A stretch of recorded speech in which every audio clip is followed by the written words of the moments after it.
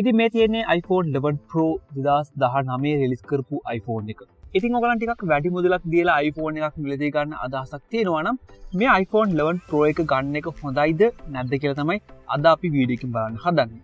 ඉතින් මේ වීඩියෝ එක බලන්න කලින් තාමත් සිංහලට YouTube channel එක subscribe කරපු නැති කට්ටිය දැම්ම subscribe කරගන්න අමතක කරන්න එපා. subscribe button එකේ එහා පැත්තේ තියෙන bell icon එකත් click කරන්න අමතක කරන්න එපා. ඉතින් මම කලින් කිව්වා වගේ මේ ෆෝන් එක රිලීස් කරලා තියෙන්නේ 2019 සෙප්තැම්බර් මාසයේ. ඉතින් සාමාන්‍යයෙන් අවුරුදු 3ක් වගේ මේ ෆෝන් එක පරණයි දැන්. මේ ෆෝන් එක අවුරුදු 3ක් පරණ වුණාට මේකේ ඩිසයින් එක නම් අවුරුදු 3ක් පරණ නැහැ.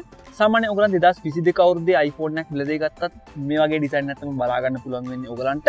ඉතින් මේ iPhone 11 Pro එකේ ඔයගලන්ට බලා ගන්න පුළුවන් glass front එක, glass back එක සහ මේකේ තියෙන stainless steel frame එක.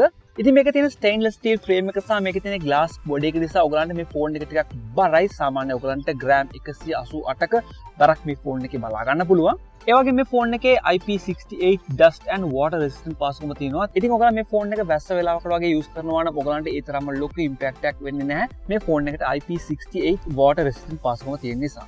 ඉතින් overall මේ ෆෝන් එකේ ඩිසයින් එක සහ බිල්ඩ් ක්වොලිටි එක ඇත්තටම ගොඩක්ම හොඳයි. ගොඩක්ම ඉන්ඩස්ට්‍රියල් ප්‍රීමියම් ලුක් එකක් බලා ගන්න පුළුවන් මේ ෆෝන් එකට. ඒ වගේ මේකේ ඩිසයින් එකත් ගොඩක් ලේටස්ට්ම iPhone එකේ ඩිසයින් එකට ගොඩක් දුරට සමානයි. මේ ෆෝන් එකේ තියෙන ඊළඟ ලොකුම ඇඩ්වාන්ටේජ් එක කියන්න පුළුවන් මේ ෆෝන් එකේ තියෙන ඩිස්ප්ලේ එක. ඉතින් මේ ෆෝන් එකට තියෙන්නේ Super Retina XDR OLED HDR10 support කරන Dolby Vision support කරන 800 to 1200 nits brightness එකක් තියෙන 5.8 inches display එකක්. මේ ෆෝන් එකේ තියෙන ඩිස්ප්ලේ එකේ resolution එක තමයි 1080p. ඒ වගේම ඔයගලන්ට 458ක ppi density එකක් බලා ගන්න පුළුවන්. ඉතින් ඔයගලන්ට ටිකක් latest features support කරන iPhone එකක් ඕනේ නම් ගොඩක්ම හොඳ display එකක් තියෙන මේ iPhone 11 Pro එක ඔයගලන්ට ගොඩක්ම සූට් වෙනවා අනිවාර්යයෙන්ම. ඒ වගේම ඔයගලන්ට මීට වඩා ටිකක් අඩු මුදලක් වේදම් කරලා display එක ඔයගලන්ට ඒ තරම්ම අවුලක් නැත්නම් ඔයගලන්ට iPhone 11 එක ගන්න පුළුවන්. ඉතින් මේ iPhone 11 එක ගැනත් මම වෙනම වීඩියෝ එකක් කරලා තියෙනවා. ඔයගලන්ට iPhone 11 එක ගන්නවා නම් ඔයගලන්ට ඒ වීඩියෝ එක බලන්න පුළුවන්. ඔයගලන් ඒ ෆෝන් එක ගන්න කලින්. ඉතින් මොන iPhone එක ඔයගලන් මිලදී ගත්තත් ඒකේ තියෙන ලොකුම ඇඩ්වාන්ටේජ් එක කියලා කියන්න පුළුවන් ඒකේ තියෙන OS එක. ඉතින් මේ iPhone 11 එකත් දැනට තියෙන latestම iOS version එක support කරනවා. ඒ වගේ මේකේ තියෙන Apple A13 Bionic chipset එක. මේක සාමාන්‍යයෙන් 7 nanometer chipset එකක්. ඉතින් මේ chipset එක ගැන අපි වැඩිදුරටත් කතා කරොත් මේ chipset එක ඇත්තටම ගොඩක්ම powerful chipset එකක්. සාමාන්‍යයෙන් ඔයගලන් iPhone XS එකක් පාවිච්චි කරනවා නම් ඔයගලන්ට ඒ තරම්ම ලොකු වෙනසක් බලා ගන්න බෑ performance පැත්තෙන් මේ A13 සහ A12 අතර. හැබැයි සාමාන්‍යයෙන් ඔයගලන් iPhone 7 iPhone 10 එකක් වගේ යූස් කරලා මේ ෆෝන් එක ගන්න යනවා නම් ඔයගලන්ට ගොඩක්ම හොඳ improvement performance එකක් බලා ගන්න පුළුවන් මේ iPhone 11 Pro එකේ. ඒ වගේ මේ ෆෝන් එකේ ඔයගලන්ට 64GB 256GB සහ 512GB වශයෙන් ඔයගලන්ට මේකේ versions තුනක් තියෙනවා. ඉතින් ඔයගලන්ට කැමති version එක මිලදී ගන්න පුළුවන්. ඉතින් මම recommend කරන්නේ මේකේ 256GB version එක. සාමාන්‍යයෙන් ඔයගලන්ට ඒ තරම් ලොකු ප්‍රමාණයේ internal storage එකක් ඔයගලන්ට ඇති.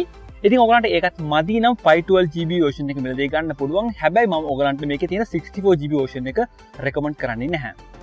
මේ iPhone 11 Pro එකේ තියෙන ඊළඟ ලොකුම ඇඩ්වාන්ටේජ් එක කියලා කියන්න පුළුවන් මේ ෆෝන් එකට කැමරා තුනක් support කරනවා. ඒ කියන්නේ ඔයගලන්ට මේකේ 12 megapixel main camera එකක් තියෙනවා. ඒ වගේම 12 megapixel telephoto camera එකක් සහ 12 megapixel ultra wide camera එකක් මේ ෆෝන් එකට support කරනවා. සාමාන්‍ය iPhone වල image processing එක ගොඩක්ම හොඳයි. ඔයගලන් ෆොටෝ එකක් ගත්තත් ගොඩක් HDR rich වෙච්ච ගොඩක් colourful ෆොටෝ එකක් ගන්න පුළුවන් මේ iPhone එකේ. ඉතින් මේකට add කරලා තියෙන මේ ultra wide camera එක පාවිච්චි කරලා අපිට ගොඩක්ම creative photos ගන්න පුළුවන්. ඉතින් ගොඩක් creative photos ගන්න සහ creative videos ගන්න කැමති නම් මේ iPhone 11 Pro එක ඔයගලන්ට ගොඩක්ම හොඳ choice එකක් වෙයි අනිවාර්යයෙන්ම. ඉතින් videography කරන්න ඔයගලන් මේ ෆෝන් එක ගන්නවා නම් අනිවාර්යයෙන්ම ඔයගලන් මතක තියාගන්න ඕනේ මේ ෆෝන් එකට 4K 60fps videos record කරන්න පුළුවන් මේ ෆෝන් එක පාවිච්චි කරලා. සාමාන්‍යයෙන් ඔයගලන්ට 1080p 240fps දක්වා මේ ෆෝන් එකේ videos record කරන්න පුළුවන්. ඒකම ඔයගලන්ට video record කරනවා නම් stereo sound වලින් මේ ෆෝන් එකකින් video record කරන්න පුළුවන්. සාමාන්‍යයෙන් ඔයගලන් videography කරන්නම ෆෝන් එකක් හොයනවා නම් මේ iPhone 11 Pro එක ඔයගලන්ට ගොඩක්ම හොඳ choice එකක් වෙයි. ඒ වගේම මේ ෆෝන් එකේ 12 megapixel selfie camera එකකුත් බලා ගන්න පුළුවන්. ඉතින් මේක පාවිච්චි කරලා ඔයගලන්ට ගොඩක් හොඳ selfies ගන්න පුළුවන්. portrait photos ගන්න පුළුවන්. තව ඔයගලන්ට මේ selfie camera එක පාවිච්චි කරලා 4K 60fps videos ගන්න පුළුවන් මේ front camera එකකින්. ඒ වගේ මේ ෆෝන් එකේ කලින් වගේම stereo speaker එකක් තියෙනවා, Bluetooth 5.0, NFC, ඒ වගේම lightning port එක බලා ගන්න පුළුවන්. තව මේකේ Face ID, accelerometer, gyroscope, proximity compass, barometer මේ වගේ features ගොඩක් මේ ෆෝන් එකේ බලා ගන්න පුළුවන්. ඒක මේ iPhone 11 Pro එක ඔයගලන් මිලදී ගත්තා නම් තවත් අලුත්ම දෙයක් ලැබෙනවා. ඒ තමයි ultra wide band chipset එක.